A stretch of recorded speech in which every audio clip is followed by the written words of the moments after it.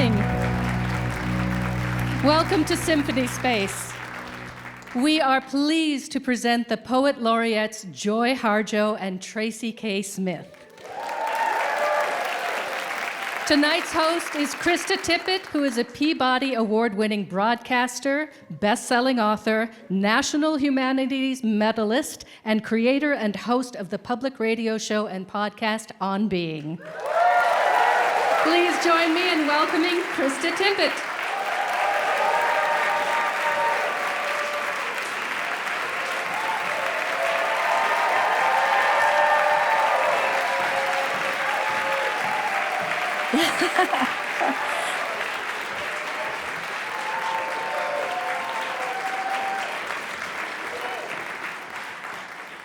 I think you're as happy to be here as I am. I want to thank Symphony Space, before we begin, so much. It's wonderful to be back here. Actually, the first time I was here, you were also on stage. And that's the first time I experienced you. Tracy read a poem. And also, some thanks for poets.org, which is a media sponsor of this event, and also to let you know that the event is being recorded for On Being. So please put your phones in a meditative silence state appropriate to attending to poetry and what it works in us. Yeah, I don't think I've ever said yes to an invitation more quickly than I did to this one. To sit with these two together. I interviewed each of you when you were Poet Laureate. Tracy K. Smith, the 22nd U.S. Poet Laureate from 2017 to 2019, and Joy Harjo, the 23rd U.S. Poet Laureate from 2019 to 2022. Tracy and I did a live event here in New York City. By the time I interviewed Joy, we were in the middle of pandemic and lockdown. And so we met on Zoom. We've never met in person. Do you remember the lawnmower that was going off? I had a feeling you'd been Zooming to that lawnmower all day. My audio engineer, producer, Chris Hegel, who's here, has a form of audio engineer PTSD from that experience. Oh, man. Well, I was living at that time, during a lot of that time, at a place where there were 6 trains that would go by all day. So. Yeah, you were used to it. The thing is, it was such a transcendent conversation that it didn't matter. Yeah. But it was also, I think it was early, and we weren't all used to it. Yeah. We were getting used to it. So suffice it to say, these are both wise women, wise human beings, and wildly and deservedly awarded. Tracy is a revered teacher, and Joy makes music with the saxophone as well as with words, although she told me backstage that she always thought she'd go out as a painter. So we'll see. Go out. She is a painter. I'm not going out yet. She's not going out, but she is already a painter. So when I wrote the script for the show with you, Joy, I quoted a line of yours, which I think gets at this way you inhabit many layers of reality and time in a way that all of us don't have access to. And you said, you had written, though we have instructions and a map buried in our hearts when we enter this world, nothing quite prepares us for the abrupt shift to the breathing realm. And I reread that today, and I know this is not exactly what you were talking about, but what came to me is that these days I have to often remind myself to keep breathing. And I think this is true of human beings across all of our differences and divides. It's a baffling time. It's a time of great uncertainty. It's a time of great rupture, some of which has been a long time coming. So one of the things that this line of yours made me think of is that these maps and instructions buried in our hearts can feel hard to access or believe in at this time. And so what I want to say is that tonight we are going to summon them in this room and settle into our soft, breathing bodies and do so consciously and together with poets as companions and with a sense of poetry as a technology, and that's a word you use really intentionally, Tracy, in this new book, for rising to our truest, highest selves, even and especially in a time like this in the life of the world. Now, I usually start an interview for On Being with a question about origins, which was inspired by some Benedictines who were important in my life a long time ago, who would take up a big theological question and say, answer the question through the story of your life. And then people would have as long as they needed to answer that question. And the reason I took it, and I do a very obviously abbreviated version of that in a radio interview or a podcast interview, but what I learned is it plants the conversation by joining kind of inner life and life in this world, the seam between, what we know and who we are and how we, what we think and how we live. And we only have 75 minutes here. And these two are so well and truly planted in that intersection of inner life and life in the world, between what we call reality and the common human experience that is mystery. And I think that these two books that they've written here, that we're also here to celebrate tonight, are really, you could say, one way I might talk about them is that they are each kind of long unfoldings of this exercise. What is poetry? Answer the question through the story of your life. And Tracy, I actually thought I might ask you to read the first page of Fearless, because it's such a beautiful way in. Oh, thank you. Yeah, I'd love to.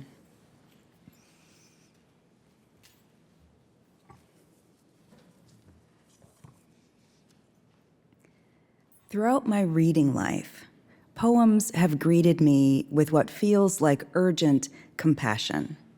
When I'm lost or afraid, the speakers of poems assure me that my feelings are nothing to hide from or deny. Indeed, that vulnerability, uncertainty, and even desperation are not only signs of life, but tools for moving forward toward courage, hope, and purpose. When I'm confident in my convictions, poems alert me to complexities I've failed or been unwilling to regard. And like the best of friends, somehow, the poems I've loved for years manage to keep evolving, meeting me where I am, and then, how do they do it? Leading me still further along toward what will startle, console, and even change me. I shouldn't be surprised. Our very selves, from day to day, are the result of where we've been, what we've seen, how we've hurt and healed, and what we are on the threshold, even now, of discovering. We never cease in our becoming. Neither does this art form, this confidant, this tool designed to remind us how it feels and why it matters to love, to remember, to ache, to fear, to be astonished by what our minds can make and what our spirits can withstand. Thank you. Thank you. Thanks.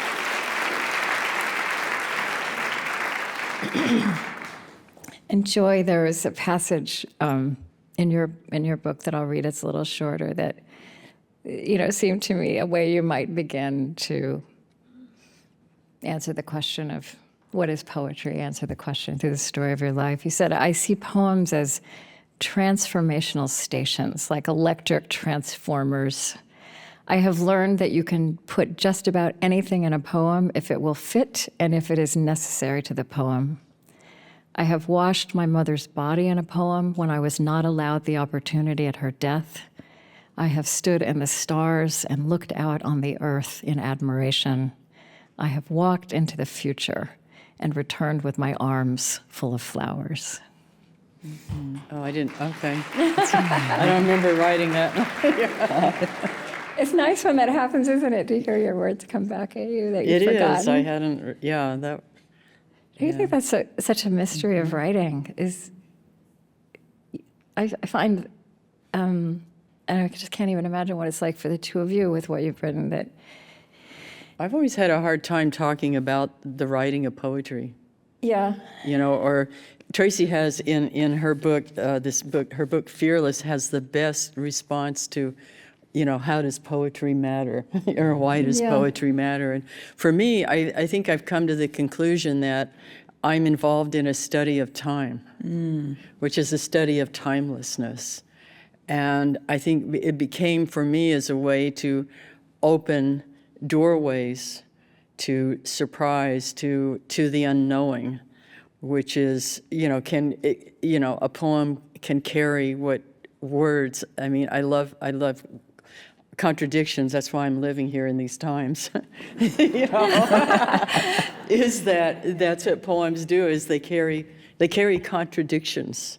Mm-hmm. And that's often the surprise that you'll find in a poem is how can this fit with this? Right. How can we see what we're seeing? And it's called leadership, and how does all of this? It's we're in a huge. If you want to talk about what we're in as a poem, it's not there yet. It's this huge moment of chaos, but. Mm-hmm. The thing I've learned about chaos is that it points, and I've learned this in the writing process or making music or whatever else I'm doing, raising family, etc., is that when you get to a point of chaos and confusion, that and despair, that is the most creative. That what's happening in there is all of this stuff is being stirred up because it's something incredible. Something's coming out of it. Something's going to emerge, and you just have to have all the poems from. You just have a lot of poems around to help you find your way. Find your way through the chaos, and then your own creative self. Because everyone is here. Because everyone here is a creative force in some way or the other. Mm. Tracy, you said something that kind of reminds me of that about, again, talking about poems. And I want to say, I've always said the point of talking about poetry is not talking about poetry. It's about where poetry comes from in us and therefore reveals to us and what it works in us, distinctly from other forms of words. And, you said poems use words but are not about words. And you actually kind of mirror this electrical transformer imagery, like the ways cars use fuel and electricity, but are about something more far-reaching. Yeah. Well, I think that poems, for me, and I think for many of us, provide a pretext for going toward the sites of unrest, or mystery or danger that are roiling within us all the time, but that we have a lot of forms and functions in our day-to-day life that tamp that down or mask it very well. Mm-hmm. And poems are things that say, I know you don't have a handle on that. And to help you remember that, I'm going to show you this journey. I'm going to invite you into a conundrum that I'm dealing with, or that has crossed my path, or upended things for me.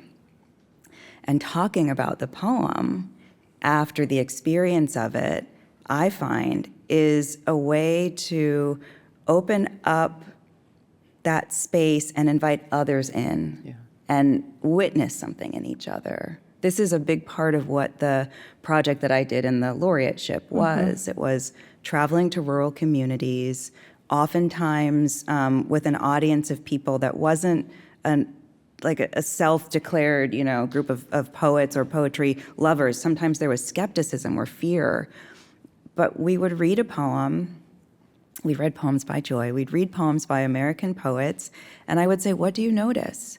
What does this poem cause you to wonder, remember, feel, or even long for? What does it nudge? And then people were talking about the most powerful, vulnerable, mysterious, even regrettable experiences that they had firsthand experience of. And what we were talking about was life. Right. And there's so much that distracts us from this topic of conversation that is probably more important than anything else. Mm-hmm. Life as it is, messy as it is. Mm-hmm. We've never, I think, in this country done well with just letting pain and fear and the mess of life show themselves raw. Mm-hmm. And now we have all these ways that seem to speak of that or yell about that, but it's actually also not getting at it right, the way poetry does. I mean, I think so one of the things I was doing is I was thinking about how we could confine this to an hour, this conversation, is looking at how your books talk to each other. And so one of the really important points, one of the really, really important truths I think we get to dwell with is that even as a poem might be about those very personal human depths, this is individual. This is not merely individual. Finding healthy ways to both let that show and transmute it, and also share it with others. That is as individual and collective, has collective import. And so in your book, then in this chapter called Falling Awake, so both of these books, I should say, are prose essentially, but with poetry. And in the context of the chapter Falling Awake, one of the poems you pick up to wonder at is Joy's poem, She Had Some Horses.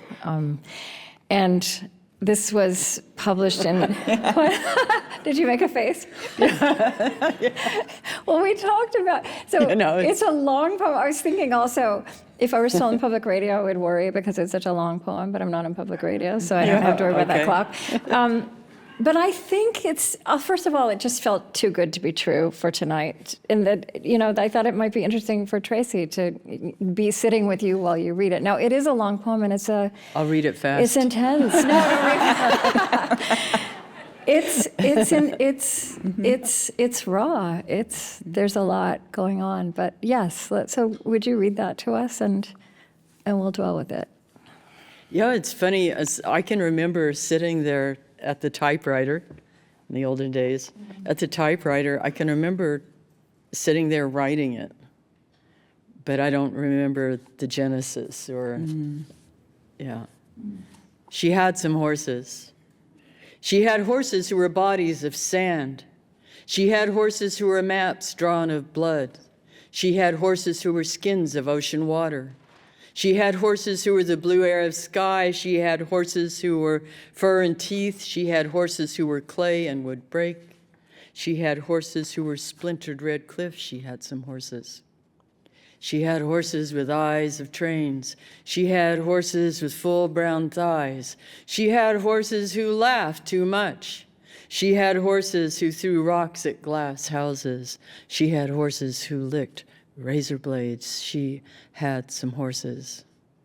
She had horses who danced in their mother's arms.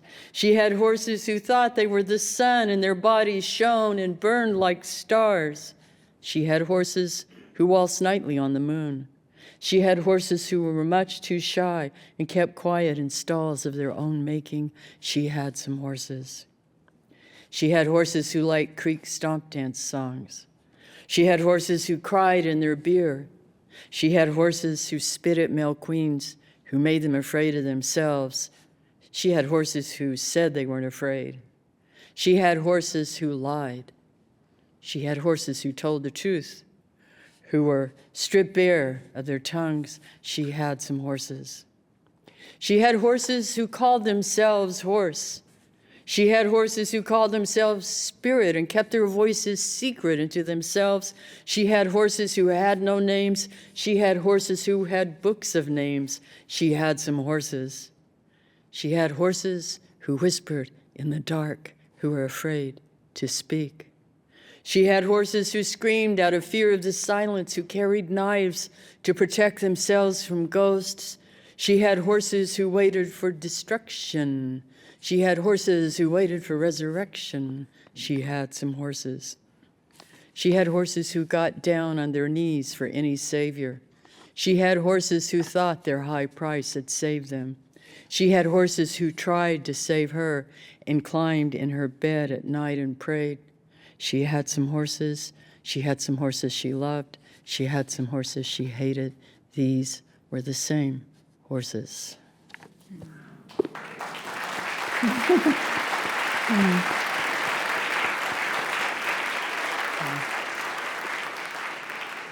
Wow, that translation off the page out of your voice was amazing. Yeah, it's different. I thought, oh no, do I have to read that again? But then, I know, that's literally what she said. yeah, but then I tell myself that read it, this is a whole, read it according to, because the audience is very much a part of this. There's always this interaction going on in this space too, in what's gone on here in this building. I mean, it's all living materials. And so I tried to hear it in a different way, so I've never read it quite like that before, yeah. And it took you so many places. Yeah, I mean, I remember finding your book. She Had Some Horses. The book came out in 1983 originally. Yes. I found it when I was working on my first book in the early 2000s, and I felt rescued by the risk and the fearlessness and the wind and the contradiction and the power that you summon, and the way that logic falls down and becomes susceptible to things that are much more powerful and potent. And it teaches us to think about our lives in a cinematic way, in a way that confounds the borders of time. And for someone like me who had come out of so many, recently out of so many workshops and so many forms of education, academic training to make art, it told me that many of the things that have been valorized constrain the large things that poems can do.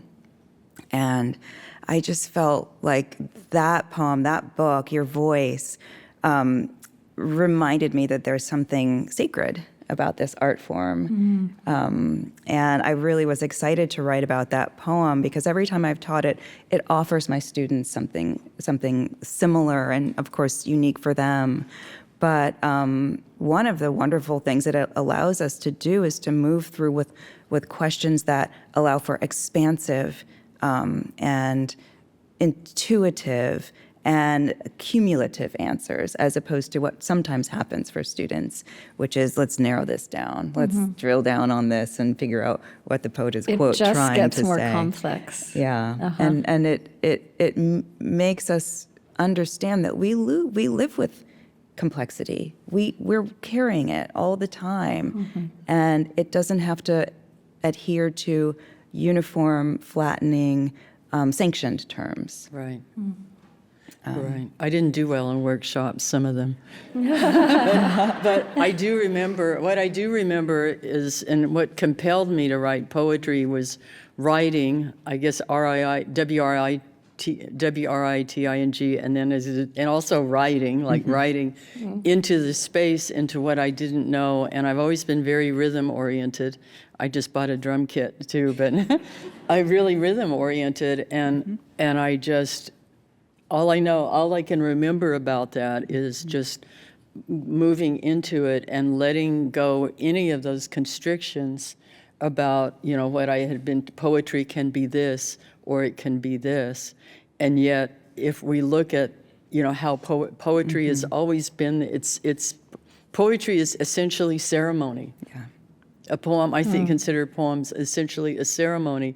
And that's how, at the root, every one of us has experienced poetry is in ceremony, whether it's your religion or the ceremony of sunrise to sunset, and how the sun and the moon, the full moon right now, moves through its cycle. I mean, that's the root of poetry in healing, or a healer speaking or singing, people speaking and singing a state of mind into existence. And for me, that's the root, and it can be about falling in love and falling out. I mean, that's ceremonial too, of a sort. That poem also, if it is a ceremony, it leads us to a collective capacity that I talk about in the book as radical compassion, to go to that power through the journey of the poem, feeling all of the dynamics of these figures and the relations that they suggest or bring to mind, and then to get to that conundrum. There were horses she loved. There were horses she hated. These were the same horses. And to think about what it means to claim that. And for me, when I love a poem, I try and take it as a charge. Yeah. And so what does it mean if this is a possibility that we can work toward? And where does that come from? I mean, how did I know to write, she had some horses she loved, how did any of us, anyone, composer, a dancer, I know Melissa's out there, a dancer, how do any of us, there's something that we work with, that force of, you can call it a force of beauty, contradiction, the depth of creation that we work with. And I'll be writing along and I find these spaces and I think, whoa, thank you. I do. I'll say, not out loud, but, because that's when you're involved in that process. I've started painting again and sometimes it feels like it's not me painting, but there's something I'm following. Yes, I've sketched, I've got all these sketches, I've got stuff I've printed out, and the same with poetry, with research. We were talking about how we research things. And that all piles up, and then you dream stuff, and it's all there. And then when you go into that process, it's amazing. You revise, but somehow that's why I call it a study of time, because there's these different layers of knowing or being that coheres into this transformative shape. It's like food for the spirit, Yeah. Tracy, it also took you to, it's like we're talking about, as you say, like the cinematic drama and all the contradictoriness that is inside every human being. And I'm thinking so much in this time about how if we could actually just dwell with how we ourselves are so full of contradiction and therefore capable of change, even that surprises us, if we could just imagine that is also true of everybody else. But it also took you to this, like this cosmic place, right? This Einstein, right? And you with the daughter of an Hubble Space Telescope engineer. Yeah, it brings me, it brought to mind Einstein's description of the, I can't even remember that. I'm bad with the optical delusion. Yes, thank you. The optical I have it delusion, underlined which is that we are separate from all other things, other people, but essentially all that exists at a distance from us. And he challenges us to wake up to the reality that that's not true, and that our work here as humans is to move away from that delusion and toward a willingness to accept our connection, our relatedness. He says it's impossible. It's an impossibility, but moments at a time, it's a worthwhile undertaking. And I think all poems, are those moments at a time when we can move towards something that feels like credible evidence that I am you, that the speaker of your poem is speaking through my life to reveal something to me that I haven't recognized, but that I do recognize in your voice. Poems that are brief, poems that are playful. They're poems that, the kinds of rhymes that children grow up reciting offer this in different ways. I feel like that adds up to, yes, cosmic work, but along the way, civic work. That's really important. I think that poems and a relationship to that feat equips us to participate in a nation and its conundrums with a better set of tools and more willingness. I think when you wrote that in your book, it really shifted something in me, and it helped me actually think about coming at poems in a renewed way, to see a poem, to experience a poem in that way. Wow. Yeah. That means a lot. That's a lovely thing to take in. You have been Poets Laureate in such an extraordinary time, right? Such years. including, into the pandemic years, which was its own thing, and I think is also still shaping this time more than we want to. We've kind of pretended like we normalized it. Our senses help. That's what Einstein was talking about. Like our five senses and our brains are just desperately trying to create a sense of order for us, but it's not. It's often not in touch with reality, and but we also can't let in the complexity of reality. Except I love what you just said, that a poem, like it's time out of time, right? That moment stops that, as he also said, that stubbornly persistent illusion that time is this arrow moving forward, progressing ever forward. It actually plants us in time the mystery of time and the spaciousness of time as it works. Most people trust Einstein. Many people mistrust poems. That's right. But when they're speaking of the same thing, it gets very exciting to me. Yes. And it begins to unsettle the notion that everyone doesn't have access to the relationship to time that you just attributed to Joy. It begins to alert us to the fact that this is the innate function of our presence within or beside time. It begins to remind us that all of the voices that say that's not something you're permitted to believe or practice are misguided. They're working from faulty evidence. And I'm very excited about having these conversations more and more with more people who haven't always felt that way and now find themselves inclined toward this other view or in need of it. Yeah, it's a strange thing about us that we sometimes have to get to a point of real desperation to actually look up and out and transform the way we want to. I asked the two of them in advance if they would bring a poem that they wrote as poet laureate that might be something that's with them in walking through this time now. And they both said that when you are poet laureate, you do not have time to write poetry. So I wonder if I'd love to just hear a poem from each of you that is with you now and that perhaps was informed, let's say, belatedly by the experience that you had. Now, Tracy, you, as you said, you were really out in the country. You were all over, and you were really, what was was it the American, you called it the American Conversations. American Conversation. And yeah, as you say, going in all these places where people aren't going for poetry readings necessarily. And you really wanted to, I felt like you were just really wanted to place your hands and your heart, on the psyche of our country and the heart of our country. And then, Joy, you were, in this bizarre time where, this huge experience, which had so much trauma and loss, and also, I think, really gave us to see every single reckoning that is before us existentially for the whole century.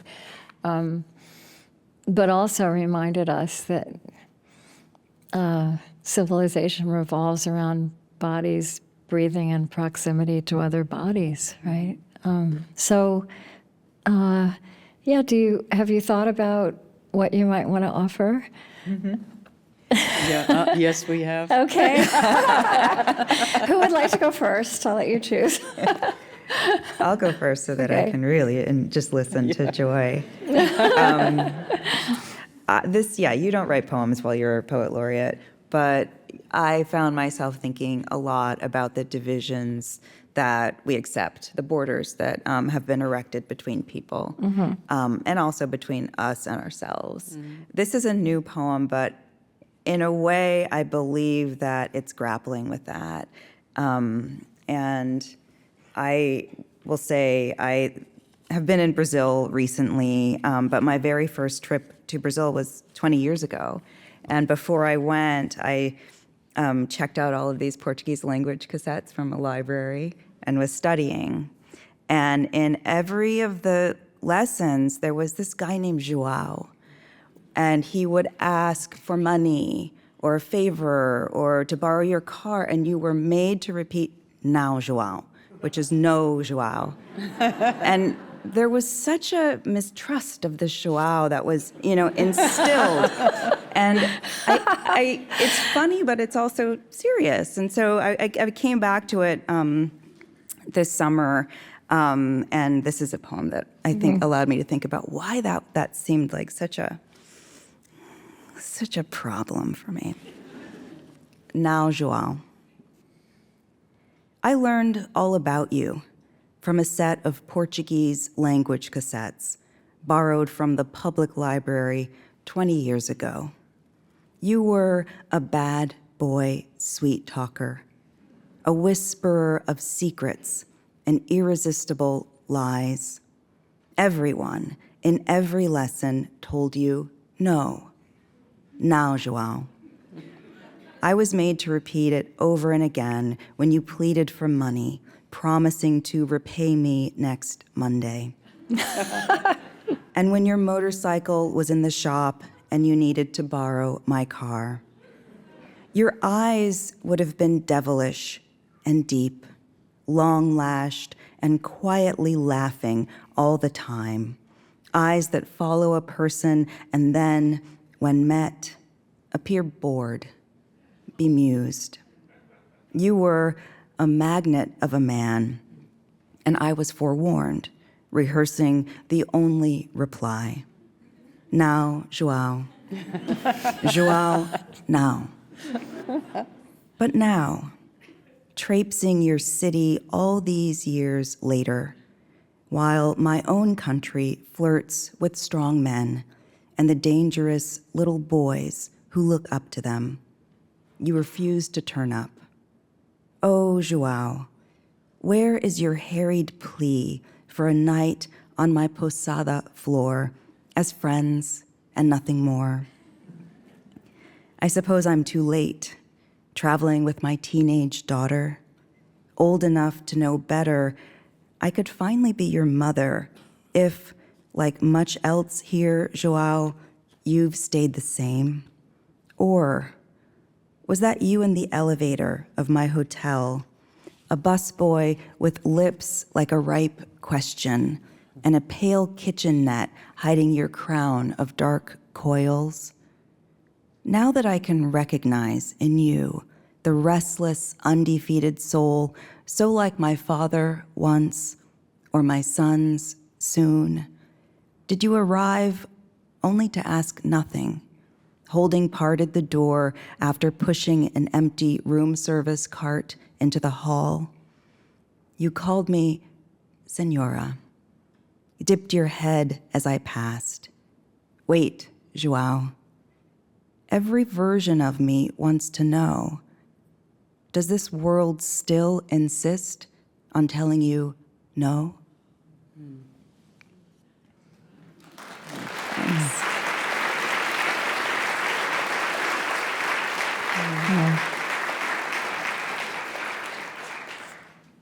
Tracy, I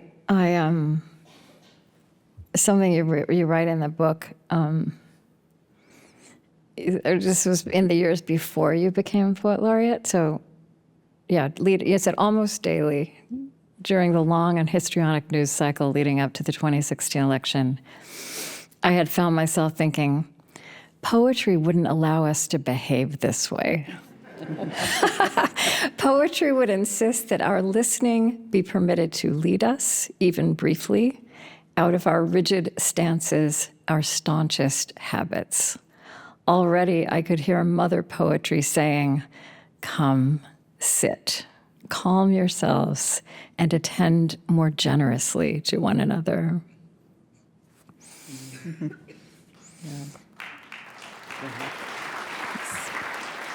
You know, it makes so much sense, this paragraph to me, and I think to people in this room, and yet it's such a gift to be given it to think, right? To state it. Mm-hmm. Well, it's helpful to me to make concrete some of the things that are happening, maybe even imperceptibly when we read poems. And what I believe the prime act that occurs is us leaning toward another voice, the voice of a stranger, with everything in us, as though they're speaking a different language because they're speaking in a different way about experiences that may or may not seem familiar to us. And we're kind of submitting to an active translation that allows it to become legible and useful. And when we do, it offers us something about them, the world, but also about ourselves. Yeah. And when I think about the ways that we are encouraged to stand one another down and debate and denigrate these perspectives that are different from our own, I think it is a fear-based response. I think it's activated by things like the marketplace that says your opinion as a consumer is more important than anyone else's or anything else. But poems allow us to be larger than that, and to be larger than that by way of a deep humility and a willingness to let someone go the distance. Let's see what they're leading us toward. Maybe I need to get there too. I think if we do that enough as readers, this is my romantic idea, we are better equipped to do that in real time with strangers or with people we know and butt heads with. And we're equipped to, step into that sense of there's horses I love and there are horses I hate, but they're the same horses. Yeah. So what do we do with them? But it's it's an attention and care to language. And can you imagine the Senate being conducted, with we have poetry, to. with a sense of oratory, was deeply prized by our peoples.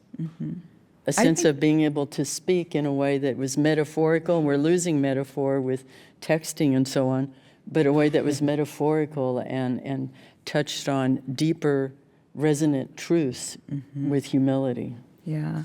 But I believe we have to allow ourselves to imagine it's a journey, but that some type of recovery like that is possible so that we can make it so,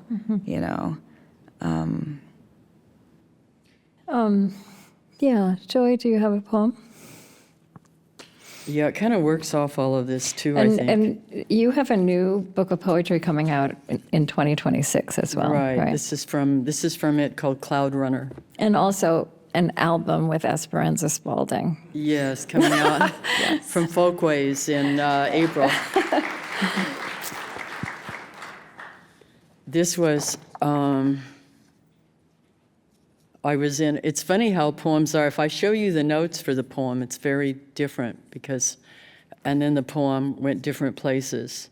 But I was in a small motel, they called it a hotel, in a little town in Colorado, way out. I was out there for some kind of poetry thing, and I remember getting on the elevator with this guy. He was huge, he was big, and he was carrying a case of beer. Well, it turns out he was in the room next to mine. And you know how some of those rooms have doors that open for family? Later on, I realized I was in a room with that door, and the fight was going on over there, But it turns into a love poem at the end. It's called Overwhelm. There was a door between the men arguing and me in the small town hotel when I returned late to my room. Then they went quiet, which can be more dangerous. I became stealthy in my mind.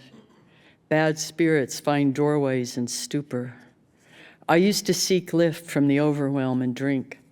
I'd ride over the meadow of doubt flowers to the field of miracles where anything was possible in the blur. I never drank alone. It was the circle that drew me from the haunting to the waters. We remembered songs that we thought we had forgotten, and we were beautiful beyond belief. The profane danced wildly with the sublime. How ridiculous to think we were happy in the quick shelter we sought from truth. I now understand how a whole country can drink from the waters of illusion and go down, and how easy fury can turn to gunshots, then give way to torpor. I needed a respite from the story, then as in now. I counted the steps from midnight to home, to your arms. The dark skies of eternity were lit with small fires. They showed me the way.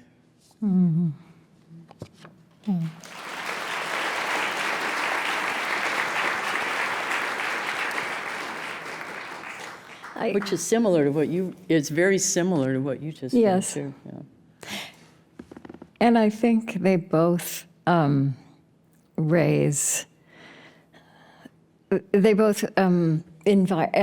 us to look at the presence of fear as a feature of our life together now, of maybe just being alive in this time, which is also, I mean, it's in the title of your book, but it is arguably the most powerful force in a human body, perhaps only matched by love.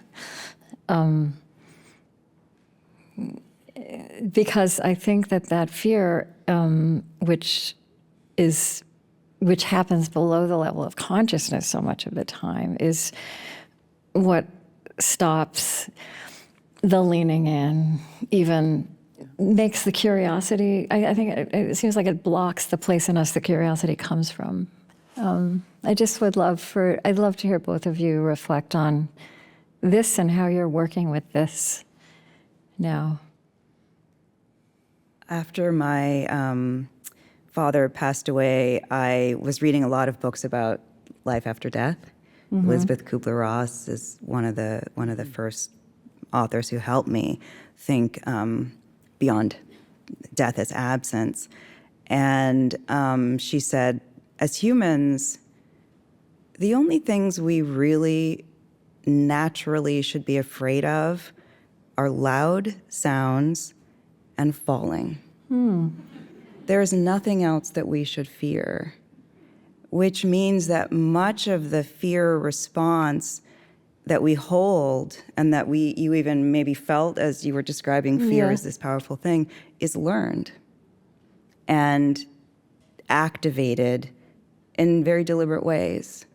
We're encoded with the fear response because we've been habituated to it, because it serves some to have others afraid and disoriented and to feel powerless. And we have this equipment in our brains that's so good at like clicking into action. But when we name and recognize a thing, it becomes smaller. Yeah. And I think that poems, by leading us to our vulnerabilities and to acknowledge and claim them and think them through and redirect them in language, almost as if it were an experiment we were conducting, it empowers us to behave differently in the face of these threats. And I also really believe, and I would like to invite you to think about this, that it instills a dissatisfaction with the systems or the patterns that make us clench, make us small, and serve to narrow our sense of what is possible and of what we ourselves are. And I think that it's a choice we can make. I think in some ways writing a poem is a choice, is one version of that choice, but there are others as well. Reading a poem might alert you to others. Reading a poem that scares you kills two birds with one stone.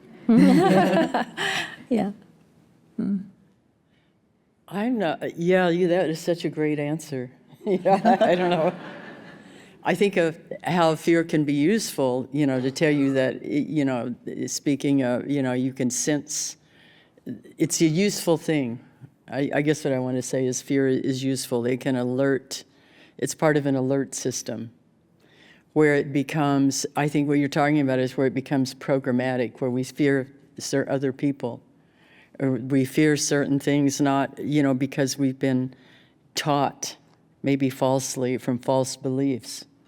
And, that's where I guess that's where the danger, I mean, we're looking at it right now. We're in the middle of it. That's where the danger is. I don't know, I was thinking about it because when you started talking about fear, I had that visceral, just talking about it, just saying fear, I had this visceral reaction going right through my gut. And I thought, well, that's interesting because my intuition the intuition, the way we know things, or even what comes through in a poem at times are things that you don't know. And then they appear. Well, like she had some horses she loves, she had some horses she hated. I mean, that's, or, it's like, there it is, or that poem that by, what is her name, the Ultra Black Fish. Yeah, Was Victoria such a, Bolle. I mean, that poem just came directly, it was a found poem, but it's just so absolutely perfect. Yeah, do you want to just say what that was? Oh, yeah. This is from the book. It's a poem. The poem's title is The Ultra Black Fish. It's by a British Ghanaian poet named Victoria Adukwe Bolle in a book called Quiet. And it's a poem that is composed almost entirely of found material, i.e. like journalistic reports about a discovery of a fish that was so black that it was unphotographable, that exists at a certain depth of the ocean. This material was published in the summer of 2020 when our nation was going through a reckoning about racial justice. And the poem uncannily speaks to, or maybe not, quite predictably, in fact, speaks to some of the patterns of disregard, negation, and also the ways that we've been trained to perceive blackness as an intrusion or a threat, et cetera. So it allows these two streams to converge and remind us that... And it turns into almost a pure poem in the way that a poem functions, which is really cool. But I guess talking about fear, I think about collective fear. And collectively, what we've, there's so much anxiety. I've said that suicide rates are up. The anxiety, that was part of my drum kit. I mean, I'm a musician, but it's also, it helps me. That there's a collective. So how do we, because what happens if you start reacting to fear? Right. That's a whole different thing than acting with curiosity and saying, okay, and that's where poetry can come in, is a tool for that, is, okay, what is this? Okay, let's just stop here. I'm going to sit you down here, fear, and we're going to talk about, I'm going to see what you have to say. What in the hell is going on? And it changes, there's a relationship, and maybe that's the key, is that instead of, there becomes a relationship. You start understanding that you have a relationship and you have a voice, and you can, it's like, well, okay, you can do what you're doing, but this is what I'm going to do. It shifts. There's a shifting of how maybe fear can work in your life. And then the life after death thing is, once you've been there and out in that space and interacted, then why do you fear, it's, so many of us think, well, it's death that we fear. Well, it's inevitable, and we deal with it every day. Yeah. And it's part of, again, the space that poetry exists in. That poetry and people like Einstein, theorists and and researchers and so on deal with. It's the same stuff, that sense of timelessness, and in that sense of timelessness, there is more knowledge there than there are in libraries. Yeah. But part of it is taking curiosity, and maybe that's one of the main things here, is a curiosity for, even what disturbs you, or what you don't understand. Yeah. I think there's a place, Tracy, where you say, if you ask of a poem, what does it mean? Or is this true? Or whatever the questions, that what it will ask you back is, well, what did you notice? Yeah.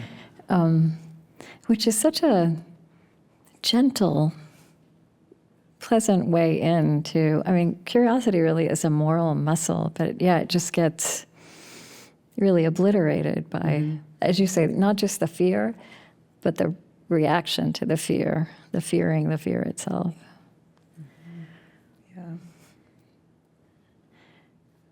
Yeah. I did an interview, and I think maybe the single most helpful interview I had in pandemic was with this woman who works with the nervous system.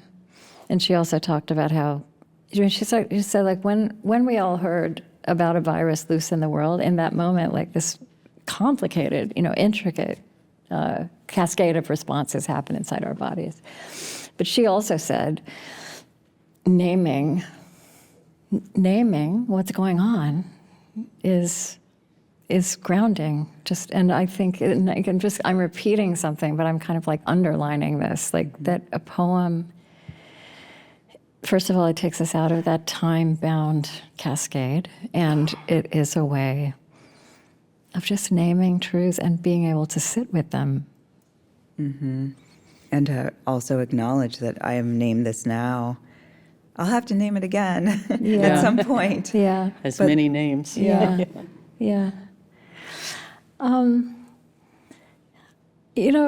Joy, maybe we just have a few more minutes left. You have this sense of time that you have, and I'd like to reflect in these last few minutes just on, again, this moment we inhabit, moment with a capital M, right? When you, so much all the way through your writing and your life and your thinking and your poetry is this notion that there's a story matrix that connects all of us, that you say in this new book, every generation is a kind of person. Every moment in time is a point of origin. You tell a story about being with some teenagers who were dealing with really embodied literal three-dimensional pain and loss. And you were present to that, and you also looked at them and said, like, what did you say? They are living in chrysalis time, just a teenager in their bodies is inhabiting chrysalis time. And you just define that as that place of deconstruction and reinvention, the place where wings emerge from chaos. And I sometimes have been thinking, we're like I think we came out of the 20th century thinking we were just so grown up. But, like if our species survives, I think these are going to look like the teenage years. Yeah. So, yeah, I feel like you have so much wisdom to offer about being alive now and kind of owning the magnitude of that, but also carrying it a little bit more lightly when that's possible. I don't know. It's interesting. There's so many different kinds of reckonings going on. Reckonings of our relationship with Ijana Gaja, or Mother Earth. Reckonings with racial reckonings. Reckonings with history and false history, and reckonings with who is a leader and are they qualified for the job. Reckonings. There's so many going on. But among Native people, we just look at it all and say, we've seen all this before. We've seen it all before. It's just had different names, different stories, and we'll make it through. But the trick is, how do we want to make it through? I think that the theme that we're gonna look back at this age and see that the theme is, okay, everybody needs to know and understand how to come together. That even as they're the individual, say for instance, tribal nations, individual communities, individual cultural, et cetera, that diversity is that is life. Mm-hmm. That is vitality. That is life. Yeah. That is creativity. Yeah. And that the theme of the age is, how do we work together and move together with compassion and love, or anagechka,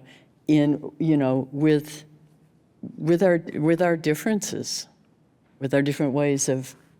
With our different systems, how do we move collectively in a way that is nourishing? And maybe the internet, in some way, I keep putting it down because it connects people, but it's a false, we're not really connected. But maybe that's part of it. Maybe that was a part of an answer, saying, okay, you can be connected, but how do you connect anyway without the false, without this false structure. It's showing you that you're connected, but you're not really. So now, how do you connect? And we have then you go to the arts. You go to music. You go to eating together. You go to dance. I talked with Marilyn Nelson not too long ago, and she says we should have these dance parties all over where Yeah. everybody, Yeah. we all, All it's these about analog connecting. things. Yeah, it's about connecting. Yeah. Tracy, where does your mind go? I have been thinking and struggling a lot with the habit of us and them, which we, it's a pattern of thought, a pattern of organizing and distancing ourselves from others that we disapprove of, or fear or feel threatened by. And the thing I'm trying to do right now is to say, let's step back, Tracy, step back to a place where you can recognize that you and they belong to the same we. Mm-hmm. This is the mental exercise that I keep challenging myself to undertake and even to attempt to write from, because it's true. And so to what extent can I become willing to accept that, to believe that, and then to seek to operate within that, And it's a really humbling exercise, but I think it also makes a person creative, honest in a way. And again, I'm really interested in this notion of radical compassion. I think it's a life skill we need to claim and learn, and I think this is helping me conceptualize that a little bit more. Mm-hmm. And do you think that the experiences you had as a poet laureate have equipped you in a different way to do that? See that? This is where I get so happy. Those were the most encouraging years. I went in to the project because I wanted to move past this polarizing notion that there's a divide we can't cross. And so to go into rural communities with an art form that dwells in, kind of like university towns, coastal places, felt like one way of crossing an imagined or real divide. And every place I went as a stranger, I was welcomed with what I really believe is love. Mm-hmm. People who were willing to sit down, read a poem, talk about what it made them feel, notice, wonder, and then do the powerful, generous leap into, this reminds me of something I've dealt with or something I've done.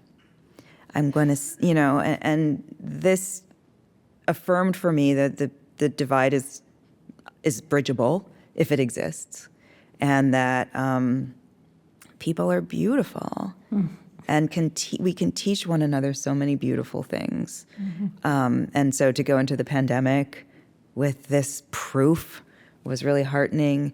And to live through these times of heightened and violent division and rhetoric of dehumanization, it tells me that's actually not our story. That's a tactic that's being used right now, but our story is different. Mm-hmm. And that's been life-saving, I think, in a lot of ways, or heart-saving for me. Yeah.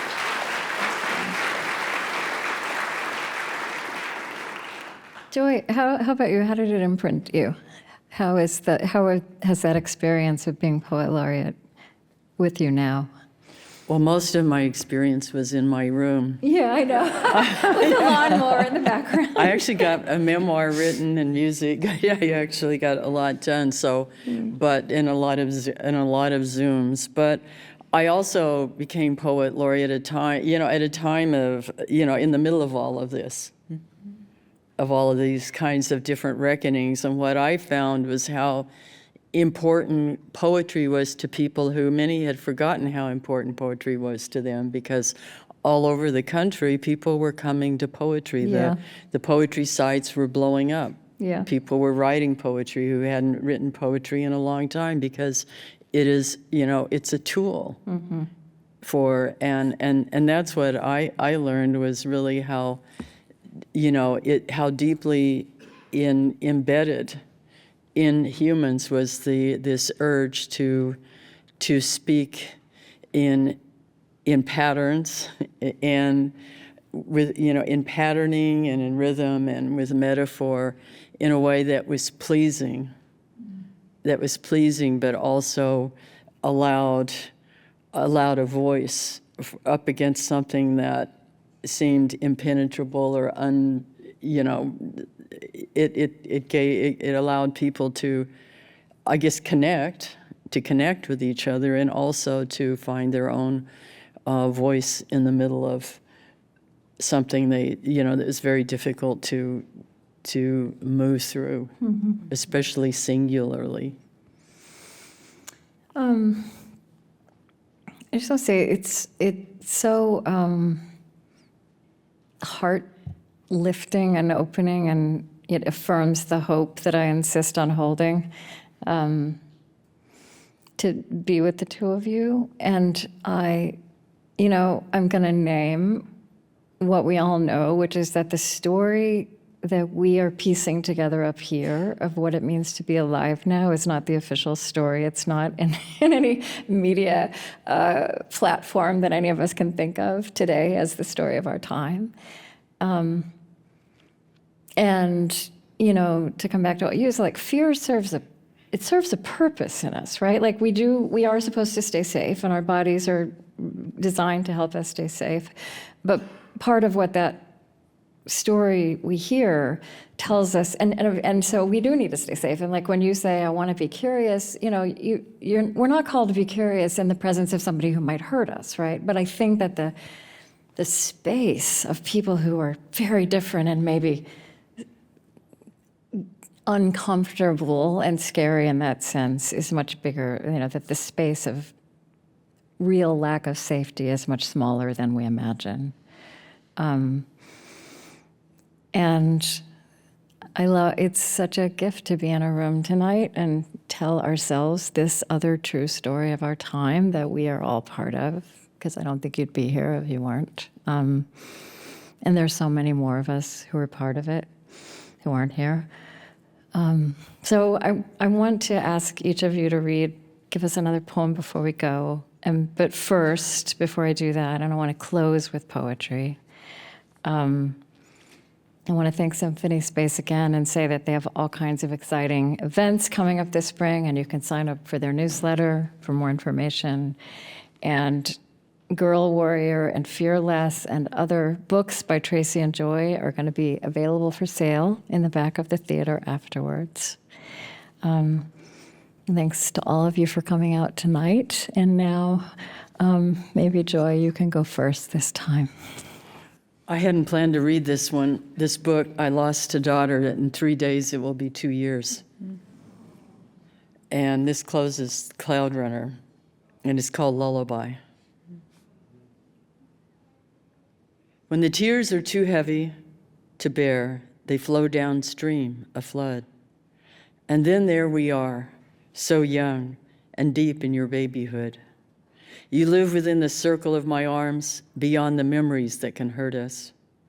We are in the embrace of unspeakable love. This world is full of everything good, everything beautiful. That's all I want for you.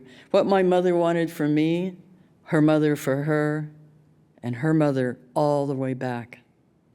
We stay there for a while until we are full. Then leave to return to the story, knowing we will make a mess of it, knowing we will lose everything, then find it again.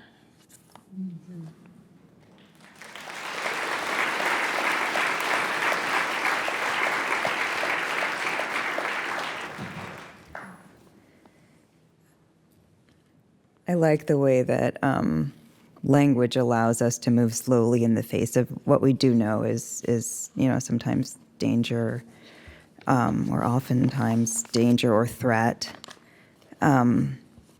This is a poem that isn't titled, part of an untitled sequence that runs through a new manuscript. But I think it's about visioning what we might choose to get to on the other side of this time. Sometimes I dream of a steep hill dotted with trees, where but who do I mean by we, will one day find ourselves sitting, staring out onto evidence of the end. It won't be sad. Nothing will have ended but what had already revealed itself to be insufficient. Small fires will burn, mounds of ember and ash. I keep trying to touch the name of the feeling that will have settled in our bodies by then. After knowledge and regret, after hope and steadier, more certain because more honest. More honest because we will by then have seen our biggest lies, the final and most dire, shatter above us in the common sky, taking away everything with them that needed to go. I see us there on the hill. Who do I mean by us? Some combing fingers through long tufts of grass, others leaning back on our hands or hugging our own bent knees, watching in the same direction, out and down upon the passive distance. All of us? All, I guess? Nothing remaining to battle over. Nothing to hide. No rewards for what we've long prized. I see us astonished, finally, and each differently. Some of the forest of us at home in the silence. Others talking softly in our original voices.